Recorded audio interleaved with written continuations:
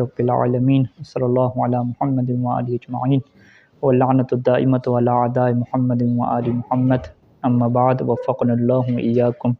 للعلم والعمل الصالحین انشاءاللہ تعالی۔ ایک مرتبہ سارے مل کے درود پڑھ لیں گے۔ اللہم صلی علی محمد۔ غیبت کبریٰ میں گفتگو شروع ہے اور مصنف نے یہاں پہ عنوان یہ باندھا ہے کہ القیادۃ المرجعیہ، کہ جو مرجعیت کی قیادت ہے وہ پھر کس طریقے سے غیبت کبریٰ میں اس کا آغاز ہوا۔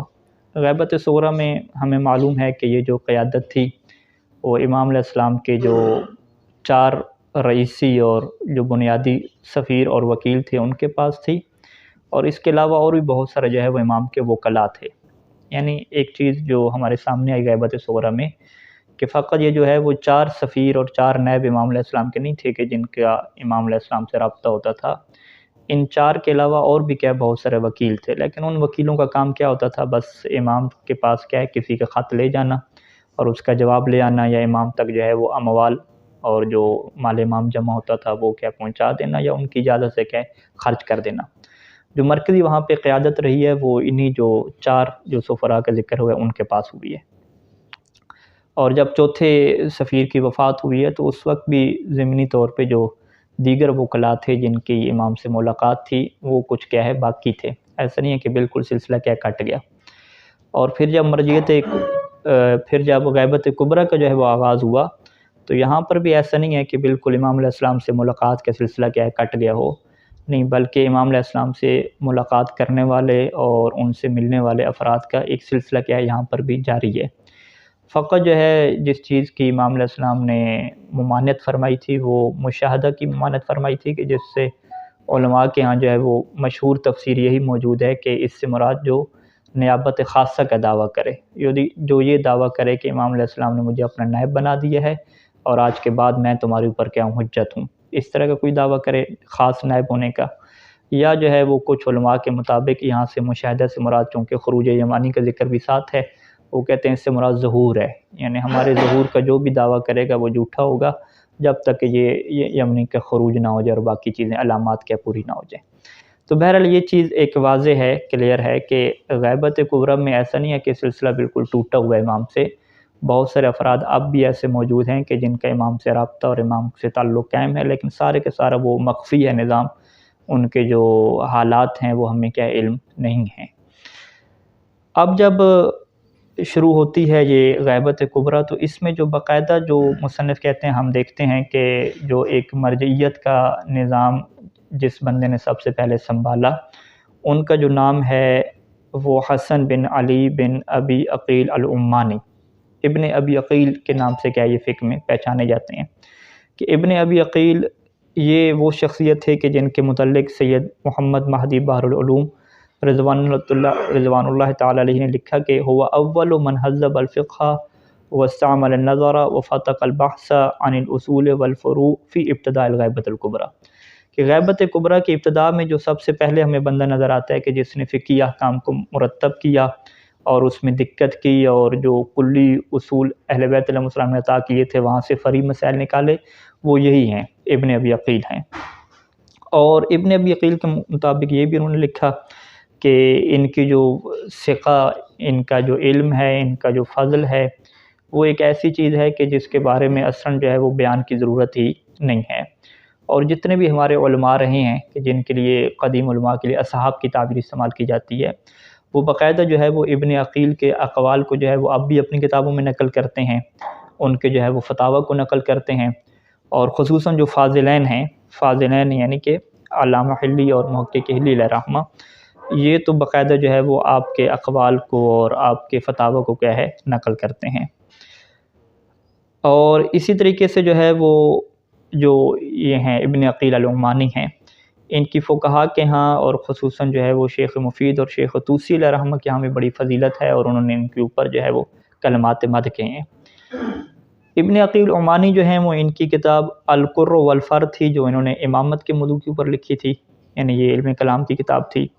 اور فقہ میں جو ان کی کتاب اس ٹائم پہ تھی المتمسک بحبل آل رسول کے نام سے تھی، اور اس زمانے میں یہ کتاب کیا تھی، بڑی مشہور تھی، لیکن ابھی یہ کتاب مصنف کہتے ہیں کہ ہمارے پاس موجود نہیں ہے، اور مصنف کا یہ کہنا ہے کہ میں نے جو ہے وہ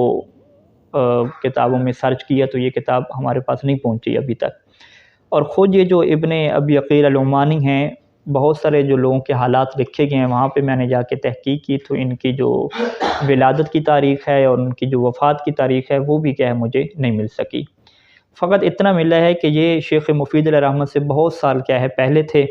اور شیخ مفید علیہ رحمۃ کے جو استاد تھے ابن الجنید، یہ ابن جنید سے بھی کیا ہیں یہ پہلے کے ہیں، تو لہٰذا جو ہے یہ ابن جنید جو شیخ مفید کے اساتذہ میں سے شمار ہوتے ہیں ان سے یہ کیا ہیں پہلے کے ہیں۔ اور اس کی مصنف کہتے ہیں اس کی وجہ کیا ہے کہ یہ جو درمیان کے ایک حالات ہیں، یعنی کہ جب چوتھے نیب کی وفات ہوتی ہے اس کے بعد سے لے کر شیخ مفید علیہ رحمۃ کی جو ولادت ہے، اس کے درمیان کا یہ جو عرصہ ہے اس کے بارے میں ہمیں تاریخ کیا ہے خاموش ملتی ہے، اور باقاعدہ جو ہے وہ اس عرصے کے متعلق کیا نہیں لکھا گیا صحیح طریقے سے۔ اور جو چوتھے نیب ہیں ان کی وفات ہوتی ہے 329 ہجری میں، اور شیخ مفید علیہ رحمۃ جو ہے وہ اس کے بعد یعنی 6-7 سال بعد 336 یا 338 ہجری میں کیا ہے وہ پیدا ہوتے ہیں۔ تو بہرحال یہ ایک سسٹم جو ہے وہ چلتا رہا کہ اس عرصے میں جو مرجعیت رہی ہے اور قیادت رہی ہے وہ ابن ابی عقیل نعمانی کے پاس کیا رہی ہے، اور اس کے بعد جو ہے وہ مرجعیت ہمیں جو نظر آتی ہے صحیح طریقے سے وہ شیخ مفید علیہ رحمۃ کے پاس کیا نظر آتی ہے۔ اور شیخ مفید علیہ رحمۃ نے مرجعیت کو جو ہے وہ باقاعدہ اس طریقے سے بنیاد رکھی کہ بغداد میں جو ہے وہ درس و تدریس اور حوزے کی بنیاد رکھی، اور بہت سارے جو ہے وہ وہاں سے لوگوں نے ان کے پاس علم حاصل کیا، اور خود جو ہے وہ شیخ مفید بغداد میں جو ہے وہ ایک ستارہ بن کے کیا ابھرے، اور ان کی جو درس میں حاضر ہوتے تھے وہ بہت سارے بڑی بڑی شخصیات جو ہے وہ حاضر ہوتی تھیں، جس میں سے جو ہے وہ سیدین کا ذکر کیا جاتا ہے، سید رضی اور سید مرتضیٰ، وہ بھی ان کے دروس میں کیا ہے شمار ہوتے تھے اور بڑی علمی کیا ہے شخصیات میں شمار ہوتے تھے۔ شیخ مفید علیہ رحمۃ کے پاس اللہ نے جو ہے انہیں بڑی توفیق دی کہ جوانی کے عالم میں بھی بڑے لائق تھے، اور 200 سے زائد کتابوں کے کیا ہے اس زمانے کے کیا مصنف رہے ہیں، اور مصنف نے ان کے بارے میں یہ جملہ لکھا ہے کہ کان شیخ المفید آیت من آیات اللہ تعالیٰ، کہ شیخ مفید کوئی عام شخصیت نہیں تھے، یہ واقعاً جو ہے وہ اللہ کی نشانیوں میں سے ہمیں ایک نشانی کیا نظر آتے ہیں، اور اس دنیا میں جو انسان پیدا ہوتے ہیں ان میں سے یہ نوادر اور نادر قسم کی کیا ہے ذہنیت رکھنے والے اور تقوی رکھنے والی شخصیت تھے۔ نوابغ دہر میں سے قرار دیا کہ زمانے میں کبھی کبھار کیا ایسے صلاحیت کے بندے پیدا ہوتے ہیں، رئیس الفقہاء، شیخ المشائخ، اور کہا کہ جو فضل کی اور جو امت کو چلانے کی جو صفات ہوتی ہیں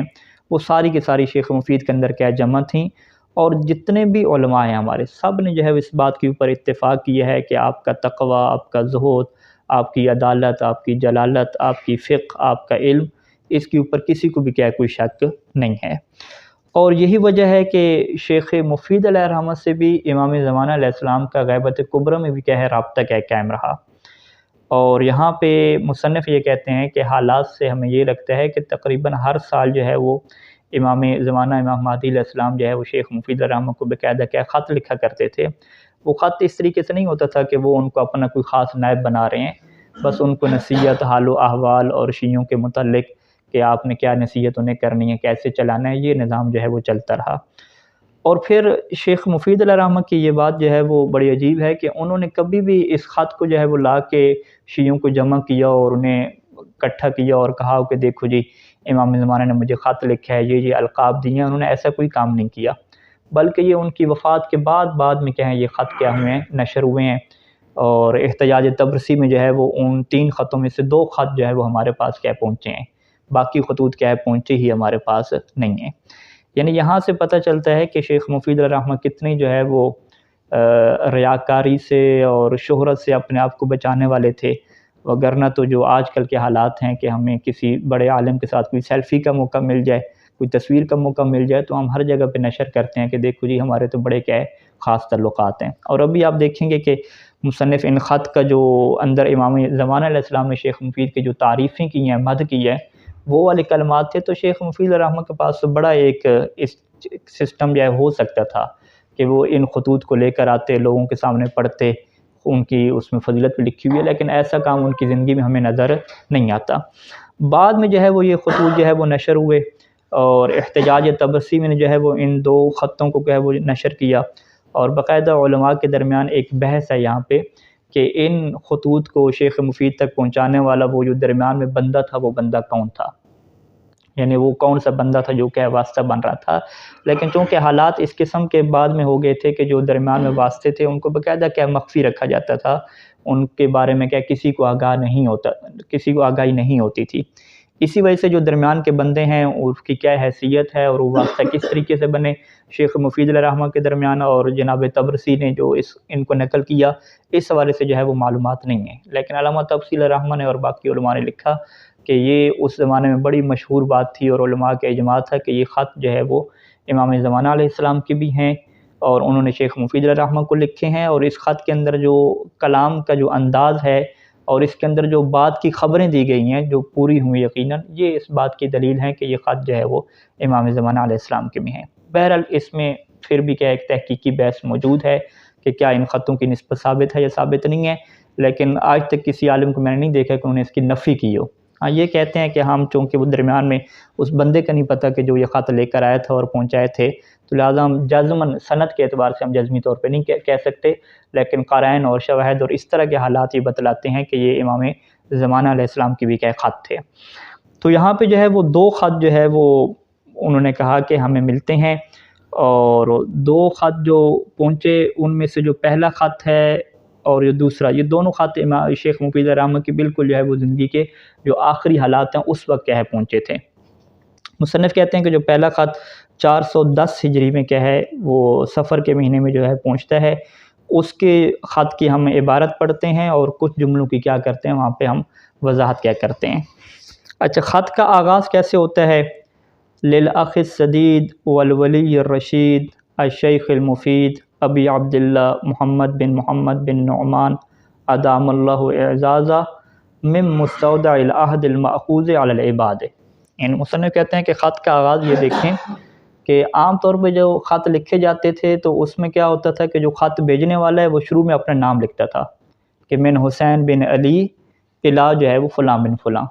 کہ امام حسین کے جو جتنے خط ہیں کہ حسین کی طرف سے خط لکھا جا رہا ہے فلاں بندے کو۔ لیکن یہاں پہ ایسا نہیں ہے، یہاں پہ امام زمانہ علیہ السلام نے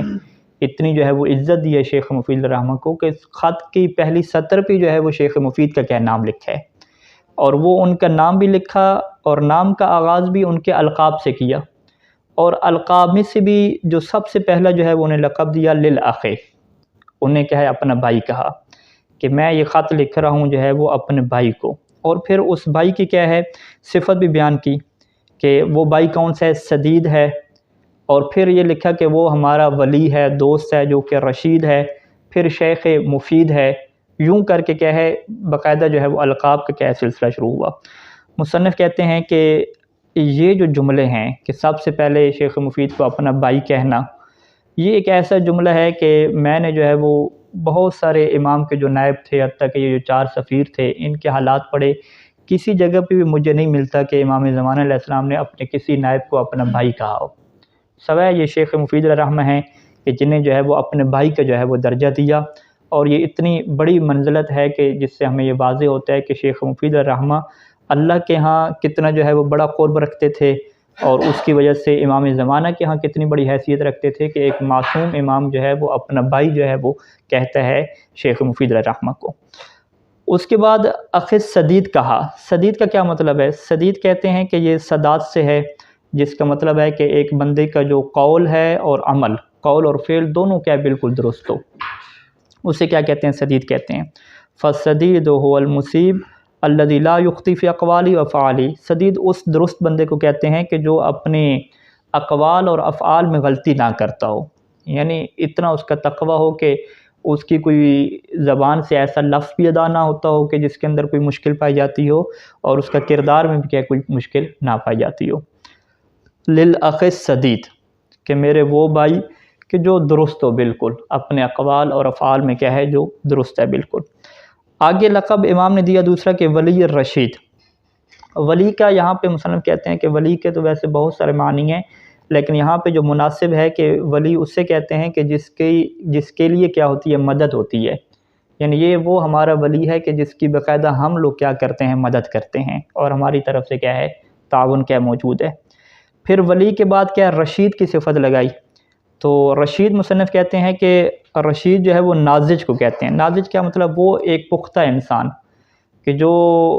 اپنے معاملات کو اور لوگوں کے امور کو اس طریقے سے چلاتا ہو کہ اس کے اندر مکمل حکمت موجود ہو اور سمجھداری موجود ہو، اور اس طرح کی وہ حکمت اور سمجھداری سے لوگوں کے معاملات کو چلاتا ہو کہ پھر اس سے جو ہے وہ کسی قسم کے مشیر کی ضرورت نہ پڑتی ہو، یعنی خود اس کے اندر اتنی صلاحیت ہو کہ وہ یہ سمجھتا ہو کہ میں نے لوگوں کے معاملات کو کیسے ڈیل کرنا ہے اور اس کے اندر حکمت کا کیا تقاضا ہے، تو اس کو کیا کہا جاتا ہے؟ رشید کہا جاتا ہے۔ تو یہاں پہ امام علیہ السلام نے الولی الرشید کہا کہ یہ وہ ہمارا ولی ہے کہ جس کے ساتھ ہماری مدد رہتی ہے،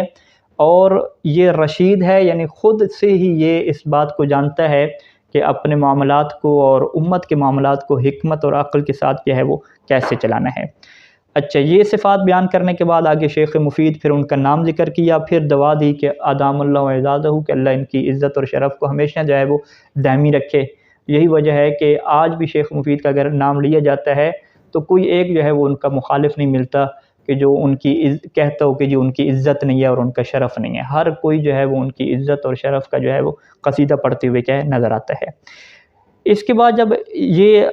نام مکمل ہوئے، یہ تعارف مکمل ہوا، تو پھر امام نے پھر لکھا کہ یہ خط ہے کس کی طرف سے، تو وہاں پہ امام علیہ السلام نے اپنا نام نہیں لکھا بلکہ اپنا ایک لقب لکھا کہ من مستودع العہد المأخوذ علی العباد، کہ یہ اس کی طرف سے ہے کہ مستودع جس کے پاس امانت رکھا گیا ہے، وہ عہد کے جو بندوں کے اوپر لیا گیا تھا۔ اب مصنف یہ کہتے ہیں کہ امام زمانہ نے اپنا جو لقب یہاں پہ بیان فرمایا مستودع العہد المأخوذ علی العباد، اس کا کیا مطلب ہے؟ مستودع کہتے ہیں کہ وہ جگہ کہ جہاں پہ امانت رکھی جاتی ہے، کہ امام زمانہ نے کہا کہ ہم وہ ہیں کہ ہمارے پاس رکھی گئی ہے۔ کیا چیز رکھی گئی ہے؟ العہد المأخوذ علی العباد، اس عہد کو رکھا گیا ہے کہ جو بندوں سے لیا گیا تھا۔ اب وہ بندوں سے کون سا عہد لیا گیا تھا؟ مصنف کہتے ہیں یہاں پہ دو جو ہے وہ احتمال موجود ہیں۔ پہلا احتمال تو یہ ہے کہ یہ وہ عقلی عہد ہے۔ عقلی عہد کا کیا مطلب ہے؟ کہ عقل سلیم ہر انسان کے پاس ہے کہ جو اس کے اوپر اس چیز کو ضروری قرار دیتی ہے کہ وہ اللہ کے اقرار کرے، اللہ کے وجود کے اقرار کرے، اور اللہ نے جو انبیاء بھیجے، جو رسول بھیجے، ان کے اقرار کرے، اور پھر یہی عقل سلیم آخر تک اس کو اس بات پہ لے کر جاتی ہے کہ وہ امام علیہ السلام کے وجود کا بھی انکار کرے کہ جس کے متعلق اللہ کے رسول نے کیا ہے خبر دی ہے۔ تو یعنی یہ عہد جو بندوں کے اوپر لیا گیا ہے کہ وہ امام کے وجود کا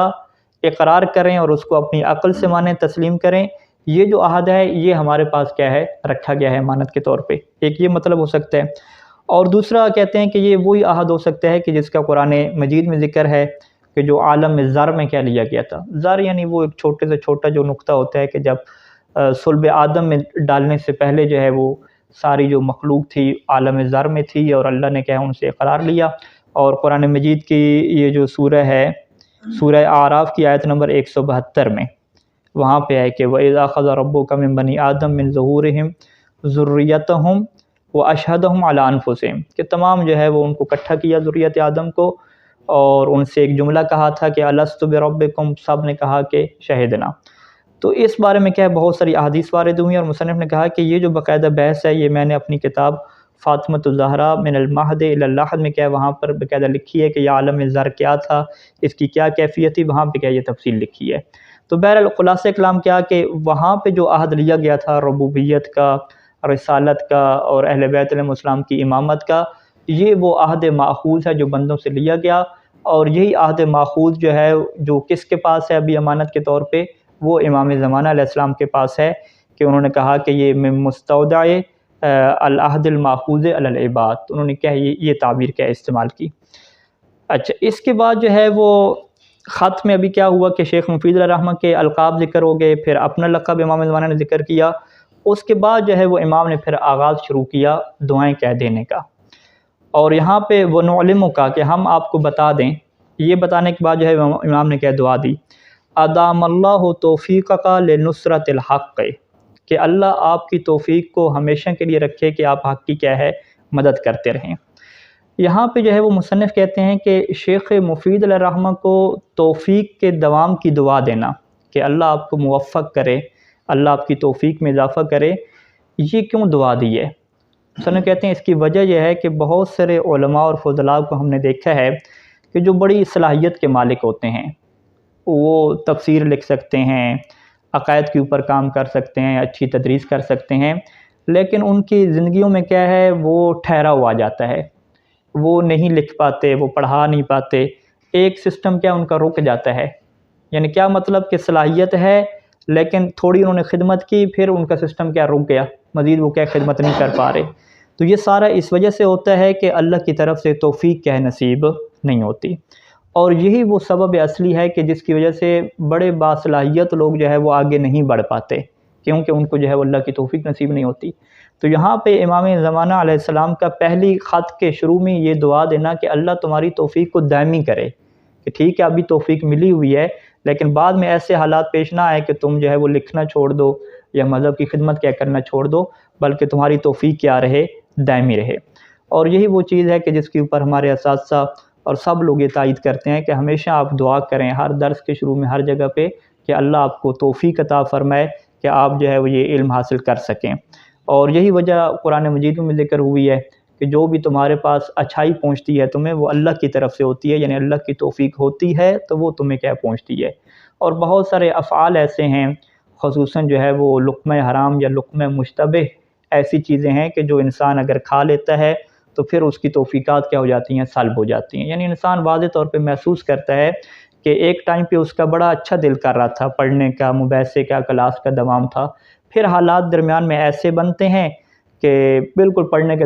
دل ہی نہیں کرتا، اصلا مباحثے کا دل ہی نہیں کرتا۔ یہ نہیں ہے کہ اس کی صحت خراب ہے، طبیعت خراب ہے، صحت بھی ٹھیک ہے، طبیعت بھی ٹھیک ہے، بس وہ موبائل پہ ادھر ادھر انسان اپنا ٹائم ضائع کرتا رہتا ہے۔ اب وہ انسان کے اندر وہ طاقت ختم ہو جاتی ہے کہ جو انسان کو اس کے اوپر لے کر ہے کہ یہ باقاعدہ مطالعہ کرے، لکھے، تحقیق کرے، اپنا خارجی مطالعہ کرے، قرآن کی تلاوت کرے، تفاسیر کا مطالعہ کرے، یہ ساری چیز کیا ہو جاتی ہے، ختم ہو جاتی ہے۔ تو اس کے پیچھے وجوہات کیا ہوتی ہیں، یہ انسان کے چھوٹے چھوٹے کیا اعمال ہیں۔ اپنے لقمہ کے بارے میں توجہ نہ کرنا کہ میں کہاں سے لے رہا ہوں اور کیوں لے رہا ہوں، یہ حلال ہے میرے لیے، حلال نہیں ہے، اور اسی طریقے سے میں کیا دیکھ رہا ہوں، میری آنکھیں کہاں پہ جا رہی ہیں، اسی طریقے سے برادران کے درمیان جب بیٹھا ہے تو میں کس کا دل دکھا رہا ہوں، کس کی توہین کر رہا ہوں، کس کی غیبت کر رہا ہوں۔ بہت ساری چیزیں ایسی ہوتی ہیں کہ پھر جس کی وجہ سے انسان کی توفیقات کیا ہوتی ہیں، سلب ہونا شروع ہو جاتی ہیں۔ یہی وجہ ہے کہ بہت سارے طلاب جو ہے وہ نجف اشرف میں رہتے ہوئے، مولا امیر کے پاس رہتے ہوئے بھی اتنی توفیقات ان کی سلب ہوتی ہیں کہ ان کے لیے صبح اٹھ کر اپنے درس پہ جانا، اس کا مباحثہ کرنا، یہ بھی کیا ہو جاتا ہے، ایک قسم کا بہت بڑا پہاڑ ہو جاتا ہے اور مشکل کام ہو جاتا ہے کہ وہ یہ کام جو بنیادی کام ہے وہ بھی کیا یہ کام نہیں کر پاتے۔ اللہ تعالیٰ سے دعا ہے کہ خدا ہماری توفیقات میں مزید اضافہ فرمائے، ہمیں دوام عطا فرمائے۔ جس طرح سے امام زمانہ کی دعا شیخ مفید کو تھی کہ اللہ ان کی توفیق کو دائمی رکھے، ہمیں بھی اللہ جو ہے وہ ان کی دعاؤں میں شامل رکھے اور ہماری توفیقات کو مکمل کرے۔ اس کے بعد خط کے متون جاری ہے اور شرح کیا جاری ہے، تو اگلی گفتگو میں اللہ نے توفیق دی تو اس کو کیا بیان کریں گے۔ صلی اللہ علی محمد و آلہ اجمعین۔